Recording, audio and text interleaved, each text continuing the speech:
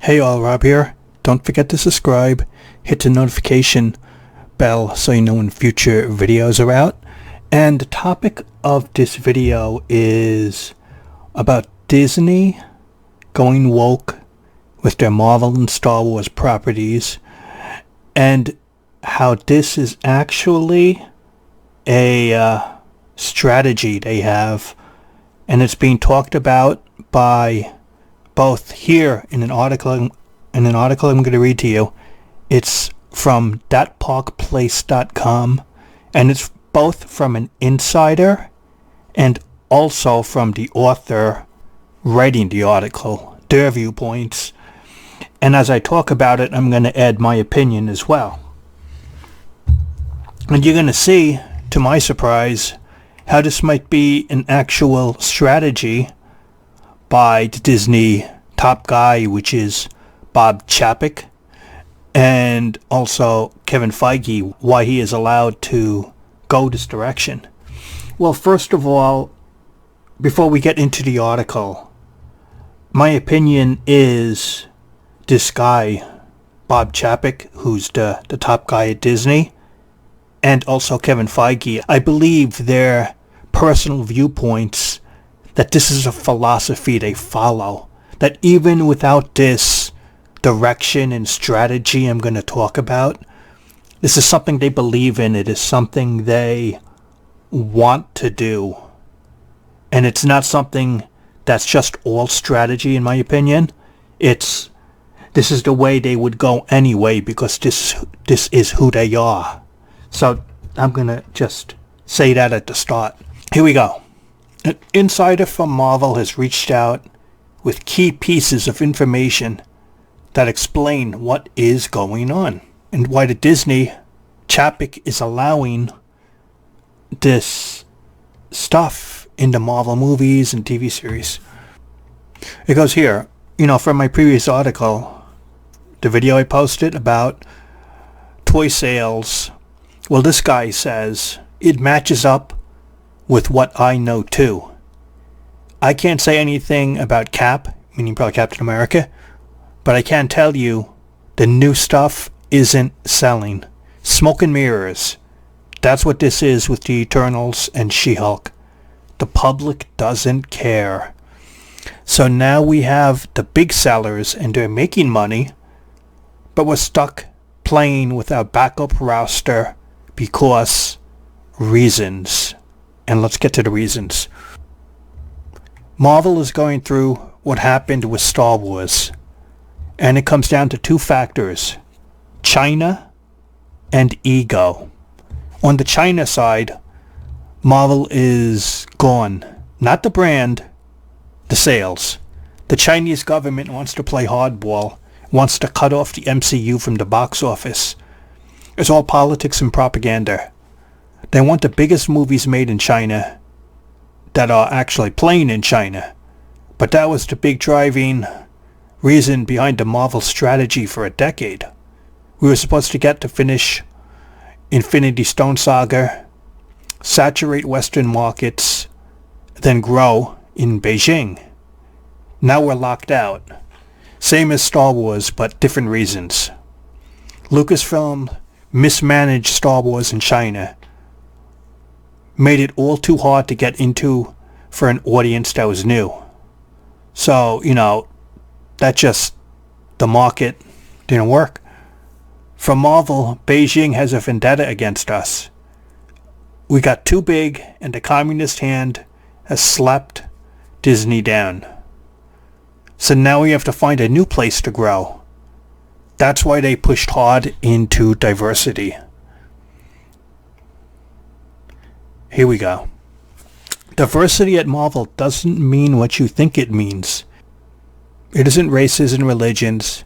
Diversity is equal with representation. So the idea was that after Black Panther, we could go representation on everything to make up for the China loss.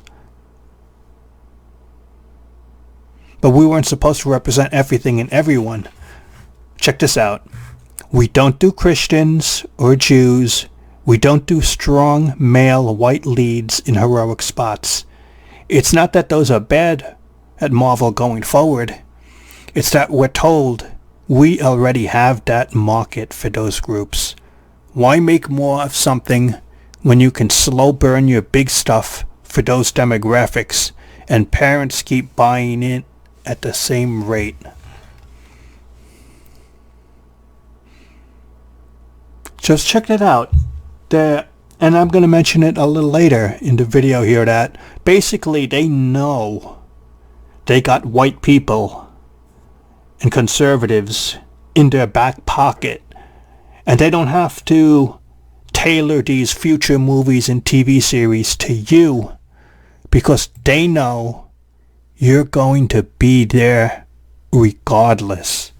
And so this is why they're doing the woke agenda, people, that, you know, as a fan, they already got you as the demographic, and they're not worrying about you. And that's why they're changing stuff and don't care about you if you're white, is because they know they already got you as the audience captured, and they don't have to do anything. But you see, I'm going to get into that a little later when I finish this article, people. So let's get to it. Lately, though, representation and diversity are political. That's why I'm worried, along with others, that this is going down the Star Wars way. They don't mean to make it political, they just are, and they don't know it. Instead of new stuff based on sex or whatever, they have to do it based on behavior. Then we're told behaviors are representations. It's not enough to have diversity on background. We have to have diversity based on the way people act. Why do you think She-Hulk is how it is? They're trying to create a new Marvel market for the neo-feminist women, trying to grow in every direction all at once, and have the belief the old fans will stick with it, all of this. But that isn't the case. They know it and can't hide it. The flops have been gigantic embarrassments. People aren't turning to Disney Plus to get the Marvel shows the way it was planned. And they aren't willing to change Disney because this is Feige and his ego. And that it says here, Feige has been running the Marvel playbook based on Stan Lee stuff, the Joss Whedon stuff, Favreau, the Russos, you name it. He got credit, but he also wants more. He doesn't want to be known as the greatest IP manager of all time. He wants to be known as the greatest studio head ever, creative and financial, everything. But Feige is failing. Everyone knows it. Your toy expert knows it. Our partners know it. But when the phones are away, people ask, why aren't you adjusting? Why don't you go back to what works? Feige thinks he can hold out long enough to build the new markets. Then he thinks he can buy back the old fans with a huge spending spree for multiverse stuff. They're bringing everybody back that they can get. Anybody who worked at Marvel Plus before. Money is being thrown at the problem like crazy. And you know what? It will work for a while. But they're putting bandages in a boat. When Hugh Jackman shows up through a portal, fans will go nuts. Just like they did for Spider-Man. But then what? That's the Star Wars problem. They're going to blow everything on getting the fans back, but the holes will still be there. After we spend the money, all this investment, Feige will still push the diversity stuff and his stories so he can change his legacy. Now, why is Bob Chapek letting it happen? He came down hard on Lucasfilm. The problem working there, the people working there at their lowest morale. Very little coming to theaters, very little creative control dropped. So why not take over Marvel? And what's sad is they don't understand it either. They don't like each other, Feige and also Bob Chapek. That's news to me. I didn't know that. So why does Marvel still push this further? 2 points. Bob Chapek says he wants to get the company out of politics. But he doesn't want to get out of politics the way you think. He wants to get Disney out of policy, but he wants to go hard on representation. Only one direction. It's about money. They already have the white market, the Christian market, the moderates, and they don't boycott those groups. At least they didn't. Strategy might change now that he's seeing a drop. But even if he wants Disney out of the politics, he still wants into the diversity. He wants into the behavior stuff. That's where they're reaching out to new markets. They want single women merchandise up. And it says here about Kevin Feige. Even though Thor came in under our desires and Strange had a big drop-off, we need to know the thing looking you in the face. Feige has on his side Chapek. The kid of Chapek, Brian, has been accelerated up the company. He was a major producer in the last Thor movie. It pisses people off at the studio because they know it's favoritism, but it keeps Chapek at bay. So basically, Brian, the kid of Chapek, is on board with the Feige vision, but also Feige knows that this kid is no threat to him power-wise, so he keeps him around so the father doesn't go after him. The source claims that the push into woke is really nothing more than strategy, thinking that traditional and conservatives won't abandon the MCU. And that's the article. So let's talk on it, people. And it was kind of a long article, but basically two main points. They lost the Chinese market, which was the second biggest market besides the US in terms of the Chinese are not really interested in the Marvel stuff anymore, and they don't want to promote it, and they either don't allow the films or it's very limited. They're losing hundreds of millions of dollars or more by the Chinese market. They're not into Star Wars, and they are not into the Marvel brand anymore. And the second issue is they're doing a strategy, as it said in the article, that if you're white, if you're conservative, if you're moderate, they already got you in their back pocket. And they know if they throw in a Hugh Jackman, they throw in some older actor from a film do you like, that you're still going to stick around. They think they could win you back. And they're pushing into this diversity stuff and all of this on topics because they want to grow a new market. And that's what they're trying to do. And this shows, in my opinion, despite their talent, despite their high ability, it shows you, in my opinion, that both Chapek and also Kevin Feige, when it comes to diversity, they really don't know what they're doing. Because first, they're partially right that the white people, the conservatives, the Christians, most of them just take it from the government. Most of them don't fight. And most of them don't stand up or walk away when it should have been done long ago. And yes, a good portion of them will stick around. And that's the problem. Because it's like the white mindset, I guess the word is apathetic. They're just so, well, it doesn't bother me. I don't want to get involved. And I guess that last quote is the biggest reason. They don't want to get involved. Why does it matter? It doesn't matter if the Little Mermaid is totally changed and it's not representative of what it should really be about, but it doesn't matter. Why, so what? And the truth is, it does matter. It is the taking and the flipping of your culture and your history, your characters, your stories, changing it into something that it should never be. That's not why it was created in the first place. And But they're also wrong because even though I said the vast majority of white people will not stand up and do what's right, I think I will stand by that. But what they didn't factor in is a lot of people, white and other races, don't like this Disney stuff, what they're doing.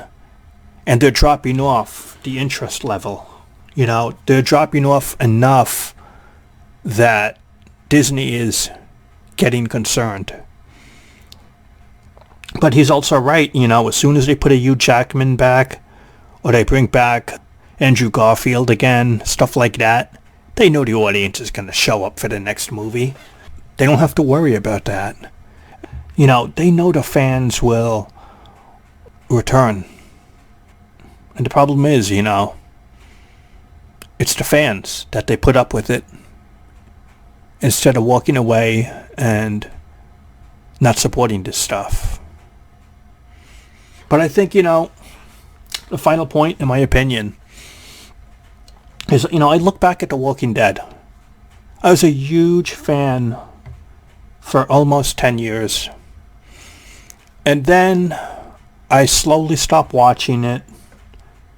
And like nowadays, in the last few years, I have no emotional connection or interest in the characters or the story anymore, or what they did with the characters.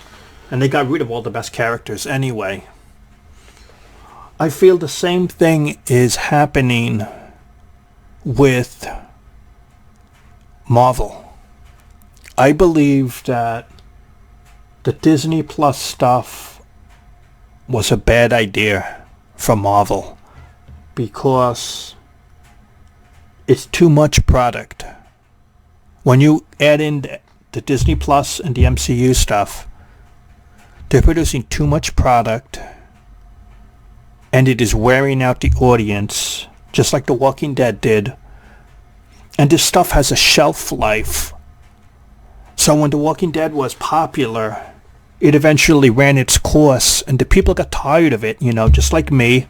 And the people moved on. They didn't want the zombie stuff anymore. It became, from a hot property, it no longer became interesting. And sure, they still make series, but most of the audience has walked away. And I personally feel, as a factor with Marvel, that the audience, like me, is getting tired of it. We're slowly walking away.